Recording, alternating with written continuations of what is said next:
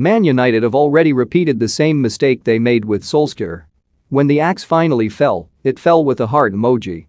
Ole Gunnar Solskjaer wasn't sacked as Manchester United manager after they were beaten 6-1 by Jose Mourinho's Tottenham last season. He wasn't sacked when they were knocked out of the Champions League at the group stages by RB Leipzig. He wasn't sacked when they lost a Europa League final to Villarreal on penalties. And he wasn't sacked when Liverpool and Manchester City treated Old Trafford as their own personal playground. And if you were of a mind to treat all of those moments in isolation and search for the context, then you can sort of see why he didn't go. He might have lost 6-1 to Mourinho, but at least he isn't Mourinho. He might have been knocked out of the Champions League to Leipzig, but he beat them 5-0 a few weeks earlier.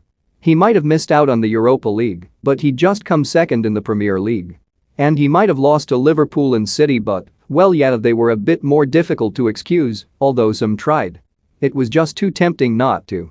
Like a salivating Homer Simpson chazzing after a meaty hog roast as it became dirty, then slimy, then airborne, the desire from some to declare that it's still good after Solskjaer's latest failure would often take hold.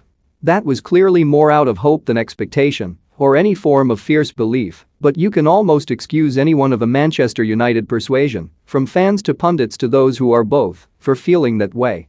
All have been let down by those at the helm of the club, as they traded off the goodwill towards a United idol against underperformance on the pitch and a gradual slip below the three premier sides in the Premier League.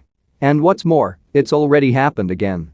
Solskjaer clearly wasn't planning to arrange a team which included Cristiano Ronaldo in it in the months, weeks, even days before the Portuguese became available to sign in the summer, folding his arms and looking for some headlines in the wake of Lionel Messi switching clubs, garnering headlines and pocketing a sizable signing-on fee.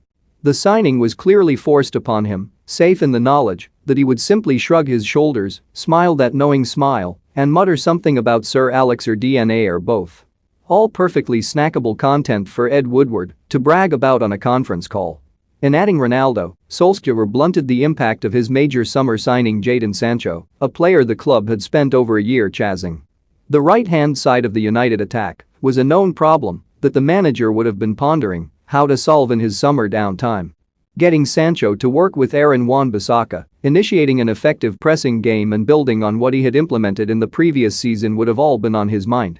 In a stroke, all of that was gone, and what's more, it was gone to widespread celebration. Ronaldo isn't the only problem, of course, but throwing him into the United melting pot was always going to completely blur everything else.